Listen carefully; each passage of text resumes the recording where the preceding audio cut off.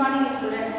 BEd second year के paper knowledge and curriculum ज्ञान और पाठ्यचर्या के अंतर्गत हम लोग शैक्षिक विचार बाल केंद्रित शिक्षा के अंदर विभिन्न विचारों की शिक्षा संबंधी विचारों को देख रहे थे। हमको हमने प्रारंभ किया था जिसमें अब तक हम लोग गांधी जी को देख चुके थे, रविंद्रनाथ टैगोर को प्रारंभ कर चुके थे। उसमें हम लोगों ने उनकी शिक्षा के उद्देश्य पाठ्यक्रम तक उनकी बात को पूर्ण कर चुके थे कि उनका अनुसार उद्देश्य क्या होने चाहिए, उनका शिक्षा संबंधित विचारधारा क्या है, पाठ्यक्रम के आधार क्या है, उन्होंने किस तरह से अपने जो मॉडल स्कूल जिसको हम कह सकते हैं या शांति निकेतन विद्यालय जो स्थापित किया था उन्होंने, जो प्रकृति की गोद में प्राकृतिक वातावरण में और प्राकृतिक विद्यालय की तरह जिसे स्थापित किया था, उसमें शिक्षा के लिए पाठ्यक्रम कौन कौन से उन्होंने किस रूप में स्थापित किया का निर्माण किया था, उस वहां तक हम कल बात कर चुके थे।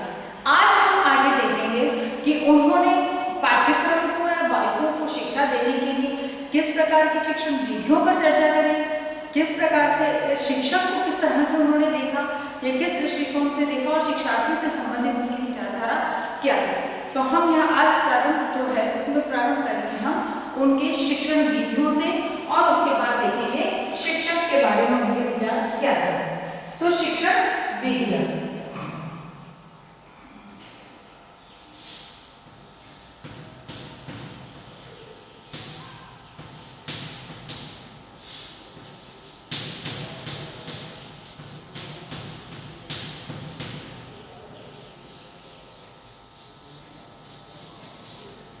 उन्होंने शिक्षण विधियों की चर्चा की।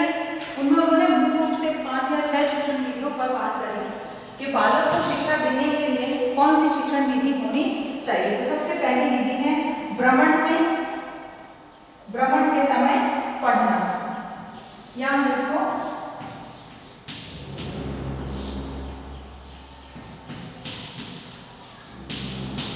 भ्रमण विधि भी हम कह सकते हैं।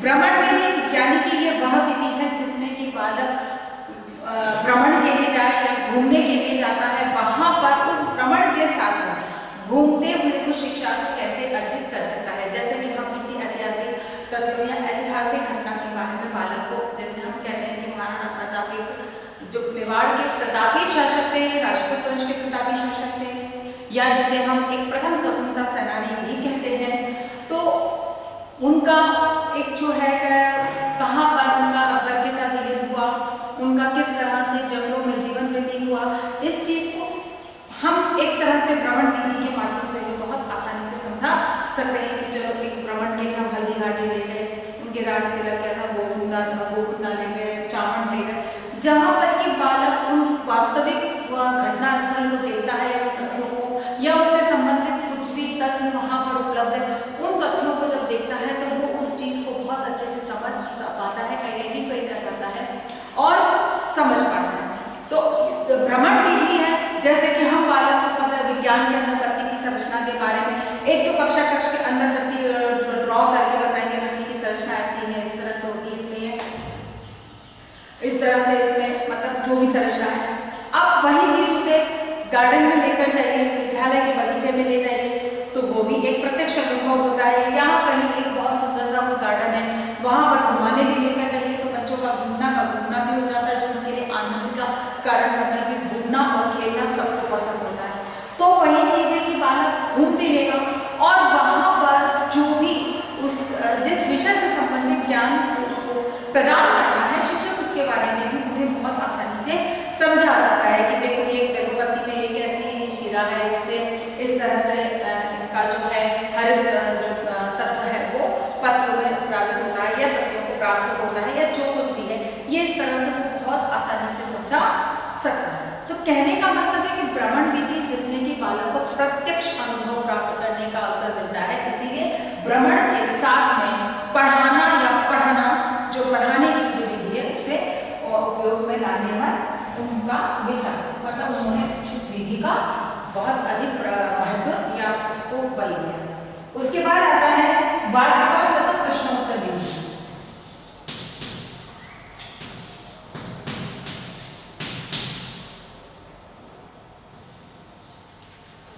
वाद विवाद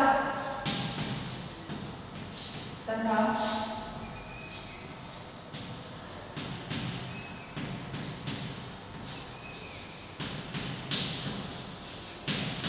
वाद विवाद तथा प्रश्नोत्तर विधि। वाद विवाद और प्रश्नोत्तर विधि यानी कि प्रश्नोत्तर विधि जिसमें कि बालक से प्रश्न किए जाए या बालक अपने प्रश्न करे उसको उत्तर मिले, फिर कोई प्रश्न करे फिर उत्तर मिले, या उससे कोई प्रश्न पूछा जाए वह उत्तर प्रदान करे। यह भी एक प्रत्यक्ष अनुभव की एक विधि है जिसमें कि बालक जो भी तथ्य है उसको स्वयं बोलकर और स्पष्ट करने का प्रयास करता है या अपनी जिज्ञासा से संबंधित प्रश्नों को पूछकर और शिक्षक से उत्तर जानने का प्रयास करता है। यह भी एक अच्छी विधि मानी गई है। गीता का जितना भी हम कहते हैं कि कृष्ण और अर्जुन के बीच में जितना भी संवाद था वह एक ज्ञान, क्योंकि गीता का ज्ञान जिसे कहा जाता है, तो उसमें जो भी विधि अपनाई गई थी उसे प्रश्नोत्तर विधि कहते हैं। तो यह भी एक अच्छी एक उदाहरण है प्रश्नोत्तर विधि का। तो एक प्रश्नोत्तर विधि भी है जो बालक को शिक्षा प्रदान करने का बहुत अच्छा साधन माना जाता है, क्योंकि प्रश्नोत्तर विधि में बालक को सक्रिय रखना बहुत आसान होता है कि जब बालक हमसे प्रश्न करता है या हम बालक से प्रश्न करते हैं तो वह बालक को सक्रिय बनाए रखता है। अगर बालक मूक दर्शक की तरह सुने जा रहा है सब बस, तो वो बहुत अधिक देर अपना ध्यान केंद्रित नहीं रख सकता है। तो बालक का ध्यान केंद्रित रखने के लिए बहुत अनिवार्य है कि उसको सक्रिय रखा जाए, और सक्रिय रखने के लिए प्रश्नोत्तर विधि भी एक प्रभावी और कारगर विधि मानी। दूसरी चीज जो इसी के अंदर दिया गया है वाद विवाद विधि।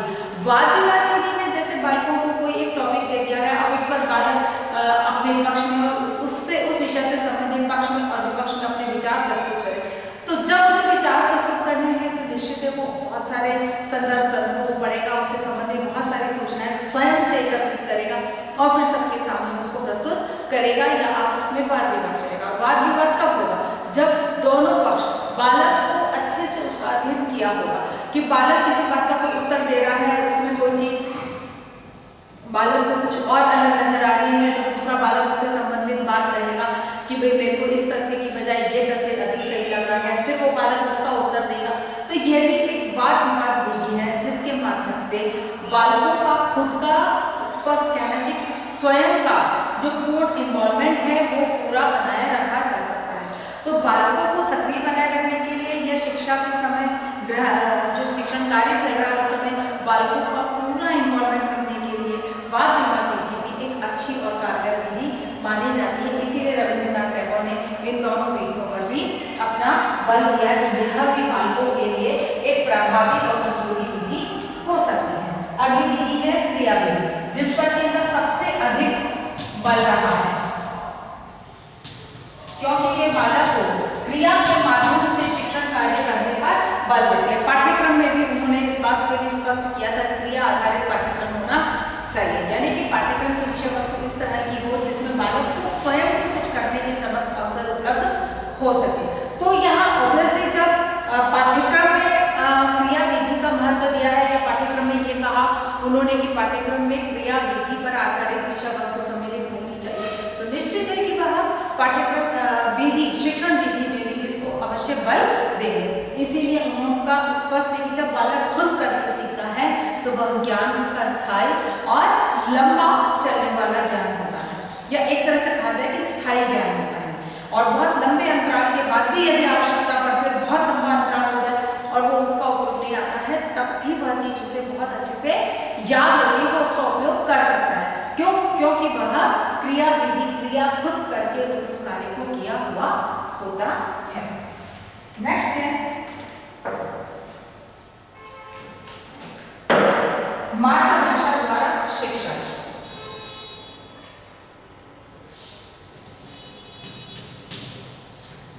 मातृभाषा द्वारा निश्चित है कि जिस भाषा को बालक बचपन से सुनता आ रहा है, या यूं कहा जाए कि अपनी बात को कहने सुनने और समझने के लिए जन्म से बालक ने जिस भाषा को सुना है, अब परिवार घर परिवार समाज में जिस भाषा का उपयोग किया जाता है बालक के आसपास में, तो निश्चित है वह भाषा उसकी मातृभाषा होती है। और अगर बालक को भिन्न किसी अन्य भाषा में जिस भाषा का चलन उसके परिवार में आसपास में कहीं बालक ने सुना नहीं है, उसके बारे में वो वातावरण नहीं है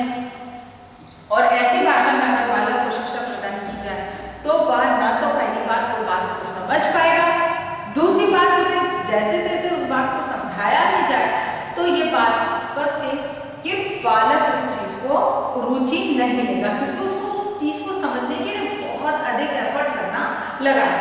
फॉर एग्जाम्पल कि बालक हम हिंदी भाषी लोग, हम इंग्लिश में बालक को समझाना और पढ़ाना चाह रहे हैं। हम कहेंगे कि जैसे हम बर्ड को, चिड़िया को डिस्क्राइब कर रहे हैं, तो हम कहेंगे कि चिड़िया अपने पंखों के साथ उड़ने का जो प्रक्रिया है वो उसके पंख होते हैं तभी वह उड़ पाती है।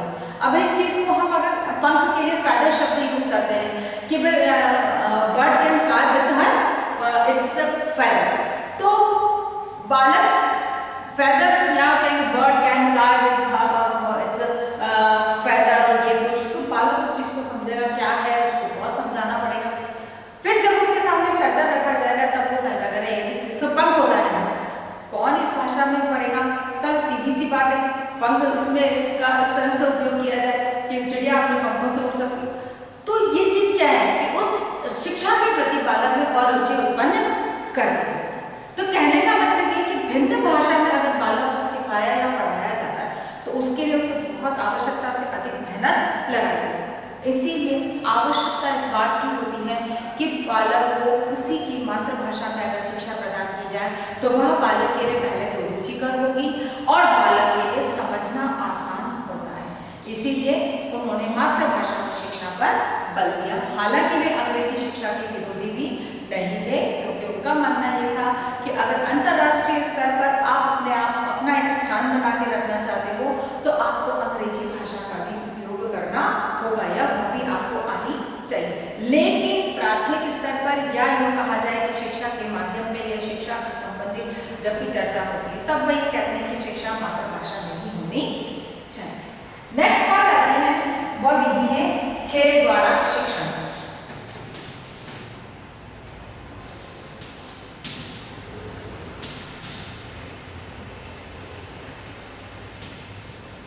खेल द्वारा शिक्षण। नेक्स्ट विधि जो उन्होंने बताई था खेल विधि कहा है कि खेलों के द्वारा शिक्षण कार्य होना चाहिए, यानी कि खेलते खेलते बालकों को पढ़ाया जाना चाहिए। इस समय आप लोगों ने फेसबुक पे या सोशल मीडिया पे बहुत सारे ऐसे वीडियोस देखे होंगे कि बालक जैसे कि टेबल्स याद कर रहे हैं, पहाड़े याद कर रहे हैं, तो डांस करते जा रहे हैं और पहाड़े याद कर रहे हैं। बकायदा पहाड़ों को या टेबल्स को एक म्यूजिकल रिदम में गाया जाता है और बालक सब क्लैपिंग करते हुए उस पहाड़े को या टेबल को आसानी से बोलते हैं। या जैसे बालकों को कहते हैं कि चीज़ों को हाइड कर दिया गया, छुपा दिया जाता है, फिर उनको ढूंढने को कहा जाता है। बालक उन चीज़ों को ढूंढते हैं तो यहाँ पर वो काउंटिंग सीख लेते हैं या अल्फाबेट भी सीख लेते हैं कि अनार छुपा दिया, कहीं बच्चों के लिए आम छुपा दिया, इस तरह की चीज़ों को छुपा दिया, बच्चे उसको ढूंढ कर लेकर आते हैं।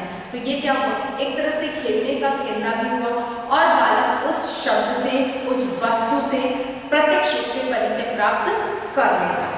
इसीलिए खेल विधि के माध्यम से पढ़ाने पर रविंद्रनाथ टैगोर ने बहुत अधिक बल दिया, क्योंकि एक बंधन युक्त वातावरण में अगर बालकों को सिखाना चाहते हैं तो वह अपने ध्यान को बहुत अधिक देर तक केंद्रित नहीं रख सकता और दूसरा वो वातावरण उसे धीरे धीरे बोझिल लगने लगता है, और जब उसे बोझिल लगने लगता है तो निश्चित ही उसका ध्यान भंग होता है, उसका कंसंट्रेशन टूटता है और वह सीखना नहीं चाहता या सीख नहीं पाता।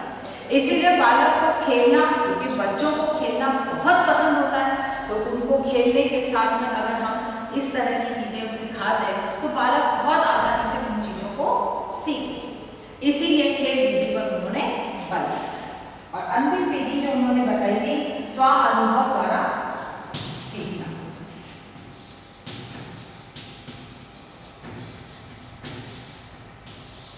स्व अनुभव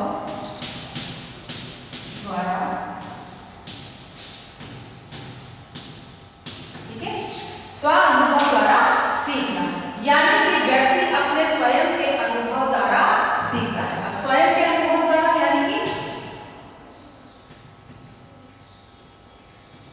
किसी भी कार्य को जब वो स्वयं करेगा तभी वह अब उसको बहुत आसानी से सीख पाए, अर्थात कि उसे किसी भी चीज को सीखने के लिए अपने स्वयं का अनुभव प्राप्त करने का अगर अवसर प्राप्त से क्रिया के माध्यम से उनको कार्य करता है, प्रोजेक्ट बना रहा है या कोई कार्य कर रहा है, कार्य करके जैसे कोई चीज़ बना रहा है, बनाने के अंदर बहुत सारी उसको परेशानियाँ आती हैं, उन परेशानियों का निवारण करता है।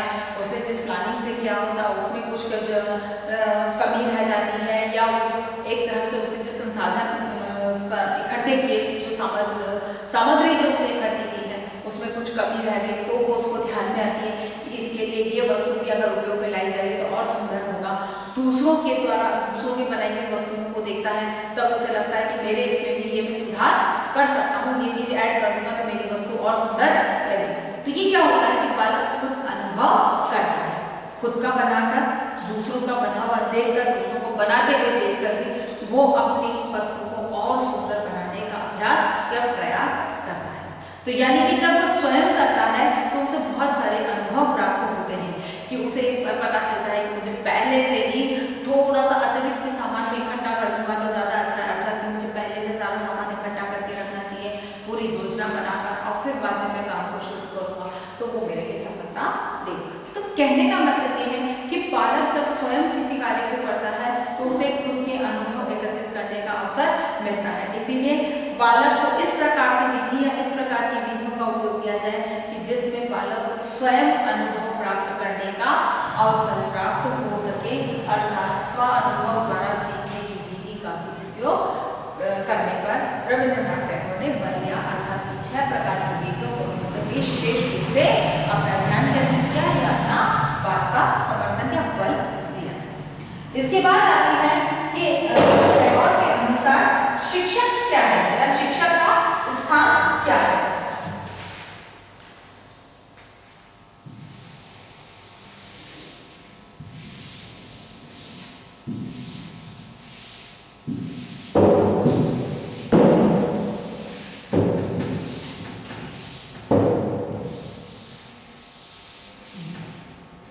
अब आता है शिक्षण का स्थान।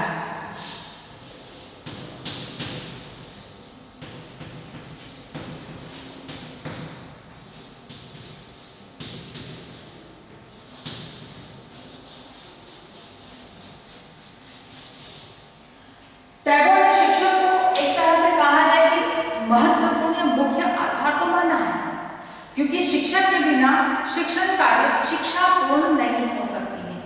हम कहते हैं कि आजकल के बच्चे क्या कहते हैं कि हम गूगल से देख के आसानी से सीख लेते हैं। सच्चे है कि गूगल से देखकर बहुत सारी बातें बालक हमसे भी अधिक जान लेते हैं, लेकिन अनुभव आधारित जो ज्ञान है वो शिक्षक के द्वारा ही प्रदान किया जा सकता है। यानी कि गूगल में जो दी गई होती है जानकारियाँ वो एक तरह से लेखक की अपनी विचारधारा के अनुसार वो दी गई होती है। अब हर बालक के समझने का अपना एक पैटर्न होता है, अपना एक तरीका होता है। एक शिक्षक जो इतने वर्षों से उन्हीं बालकों को पढ़ाता चला आ रहा है तो उसे पता है कि बालकों को एक अनुभव है उसे कि किसी भी चीज को किस तरह से बालक को बहुत आसानी से समझाई जा सकती है। अर्थात शिक्षक का स्थान चाहे कितने भी कहना चाहिए कि आधुनिक टेक्नोलॉजी आ जाए या कुछ भी आ जाए, लेकिन मैं ये समझती हूँ कि शिक्षक का स्थान कभी भी कम नहीं हो सकता है, क्योंकि शिक्षक का जो अनुभव है वो गूगल के पास नहीं होता। यानी कि गूगल के पास जो कुछ है वो किताबी ज्ञान है जो कि एक तरह से कहा जाए कि रखने के लिए पर्याप्त है, लेकिन इन अनुभव के आधार पर जब कोई एक्सप्लेनेशन की बात आती है तो वो एक शिक्षक के द्वारा ही किया जा सकता है। शिक्षक को एक महत्वपूर्ण आधार अवश्य माना है, लेकिन बालक को केंद्र में रखा है। यानी कि शिक्षक वही कार्य करेगा जो बालक की रुचि, योग्यता, क्षमता के अनुसार उसे शिक्षा को प्राप्त करने में सरलता और सुगमता का एहसास करें। इसीलिए शिक्षक के स्थान में सबसे पहली बात जो आती है वो है मुख्य आधार। शिक्षण व्यवस्था का शिक्षक मुख्य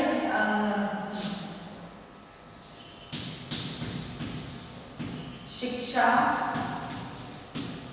का मुख्य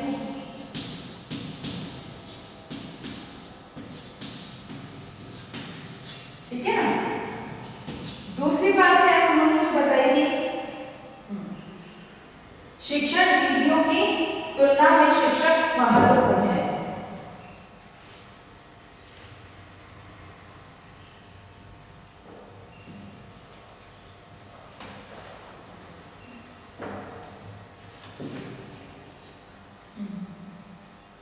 शिक्षण विधि की तुलना में शिक्षक महत्वपूर्ण है ना।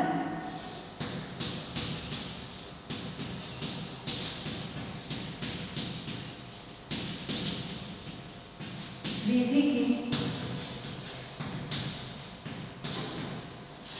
तुलना में शिक्षक महत्वपूर्ण है। शिक्षण विधि का हम कितना भी बल दें, हम ये कहें कि शिक्षण विधि कितनी भी महत्वपूर्ण होती है, लेकिन उसके बावजूद भी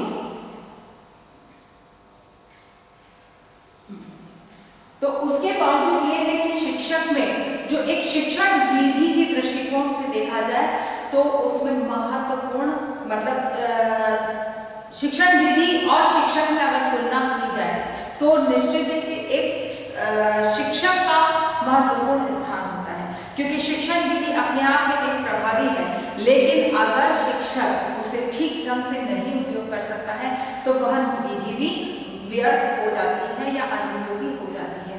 इसीलिए एक शिक्षक का बहुत महत्वपूर्ण और जिम्मेदारीपूर्ण कार्य होता है। इसीलिए एक शिक्षक के लिए बहुत आवश्यक है कि वह शिक्षण विधि की तुलना में अपने महत्व को बहुत ऊपर रखे कि मैं बहुत महत्वपूर्ण, मेरा उत्तरदायित्व है, बहुत महत्वपूर्ण मेरे कार्य है। अगर मैं बहुत जिम्मेदारी से और बहुत बहुत उत्तरदायित्व कहना चाहिए कि बहुत एफर्ट के साथ में अगर नहीं करूँगा तो निश्चित है कि मेरा शिक्षण कार्य असफल होगा और जो मैं बालकों को समझाना बताना चाहता हूँ वो चीज़ संभव नहीं होगी, या गुणात्मक जो परिणाम मुझे चाहिए या सफल परिणाम जो मुझे चाहिए वो प्राप्त नहीं होंगे। इसीलिए रविंद्रनाथ टैगोर का मानना था कि शिक्षण विधि की तुलना में शिक्षा का महत्वपूर्ण स्थान होता है। इसी आधार पर उन्होंने उनके कुछ गुणों की चर्चा की थी, या इसको स्थानीय गुण भी कह सकते हैं। उसमें उन्होंने कहा था विषय का पूर्ण ज्ञान होना चाहिए, मतलब कि शिक्षक का स्थान उन्होंने महत्वपूर्ण माना। अब यहाँ पर हम इसको गुण को अलग ही लेते हैं।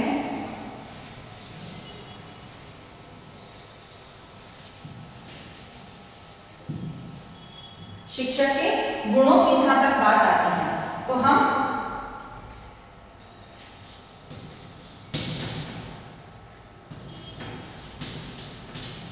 शिक्षक के गुणों की बात आती है तो सबसे पहली बात जो इसमें आती है वह आती है कि शिक्षक का स्थान जो है या विषय का ज्ञाता होना चाहिए।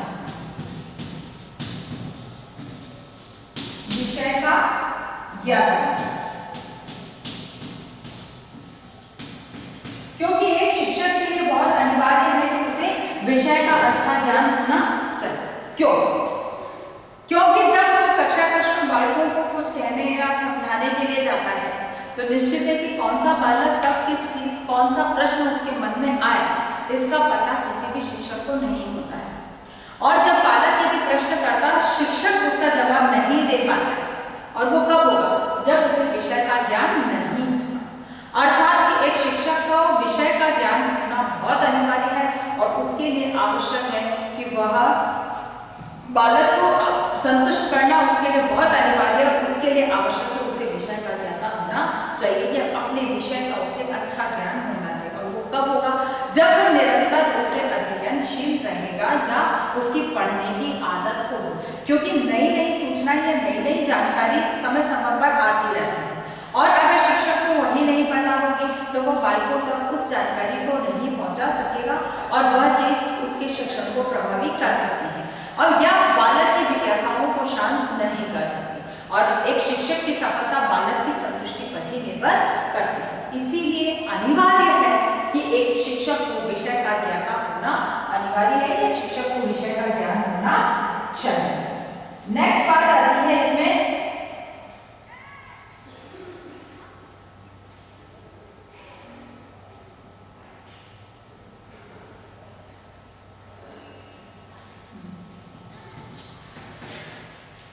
बालक को बंधन मुक्त वातावरण उपलब्ध कराए,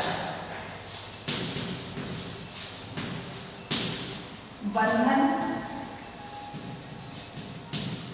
मुक्त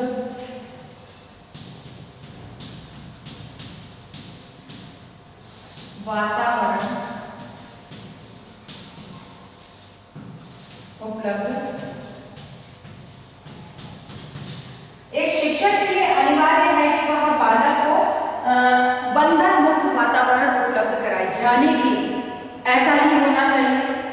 मैं कह रहा हूं कि आप यहीं बैठे, बालक वहीं बैठेगा, शिक्षक चाहे तब कक्षा में बैठेगा, शिक्षक चाहे तब बालक ग्राउंड में जाएगा, ऐसा नहीं है। बालक जहां पर बैठकर पढ़ना चाहते हैं, जैसे बालक कहेंगे सर आज हमको यहाँ पे नहीं पढ़ना, हमको उस स्थान पर जाकर पढ़ना है, तो ये फ्लेक्सिबिलिटी एक टीचर में होनी चाहिए कि चलिए अपन वहाँ जाकर पढ़ेंगे। अब शिक्षक के सामने समस्या आ सकती है कि मैं जो जिस तरह की तैयारी करके गया हूँ उसके अकॉर्डिंग मुझे ब्लैक बोर्ड की ज़रूरत है, मुझे कुछ ऐसे चार्ट्स वगैरह उनको शो करने की ज़रूरत है। तो शिक्षक में इतने गुण होने चाहिए, इतनी क्षमता होनी चाहिए कि वह बालकों को जबरदस्ती यहाँ पर बैठाकर अगर वो पढ़ाएगा तो बालक उसमें रुचि नहीं, तो वो उसमें इतनी क्षमता होनी चाहिए कि बालक जहाँ जा रहा है वहाँ जाए और उसी के अनुकूल वहाँ पर जो उपलब्ध संसाधन है उनका बेहतर से बेहतर उपयोग करके उसको समझाए।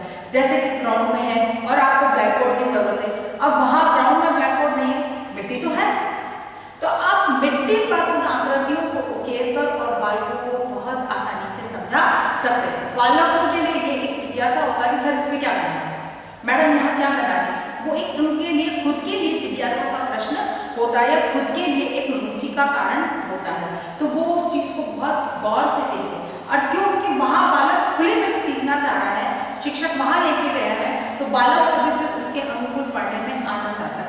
अर्थात कि बंधन मुक्त वातावरण होना चाहिए, ऐसा नहीं है कि जैसा शिक्षक चाह रहा है वैसा ही बालक करे। अगर ऐसी स्थिति होती है तो वहाँ पर ये बात स्पष्ट है कि बालक में वो बाल केंद्रित नहीं और शिक्षक केंद्रित शिक्षा बन जाती है, और इस चीज का वे कटर वो करते थे। अगली बात है कि ऐसा वातावरण निर्माण करना चाहिए जिससे कि बालक को स्व अनुभव प्राप्त हो।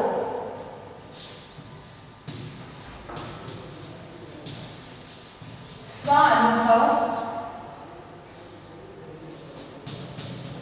प्राप्त, स्व अनुभव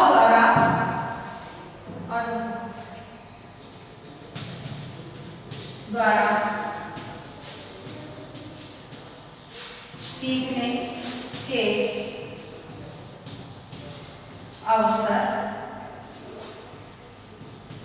प्रदान करें। ठीक है ना, एक शिक्षक के लिए आवश्यक है कि वह स्व अनुभव द्वारा सीखने के अवसर प्रदान करें, यानी कि जरूरी नहीं कि हर कार्य को खुद ही करें, खुद ही कोई प्रयोग करें, नहीं, बालकों को भी प्रयोग करने का अवसर प्रदान करें जिससे कि बालक अपने अनुभव के द्वारा सीख सके। आज की बात को अपन यहीं तक रखते हैं, कल इस चीज को पुनः कंटिन्यू करेंगे। तब तक हम आज के शिक्षण विधियों के बारे में, आज का जो हमारा प्रश्न रहेगा वो शिक्षण विधियों पर आधारित ही रहेगा क्योंकि हमारा वो टॉपिक कंप्लीट हो चुका है। तो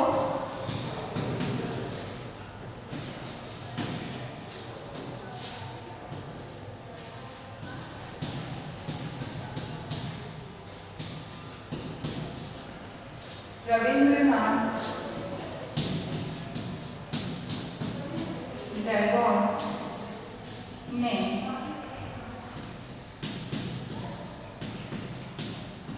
शिक्षण कार्य को रोचक बनाने के लिए किन शिक्षण विधियों को का सुझाव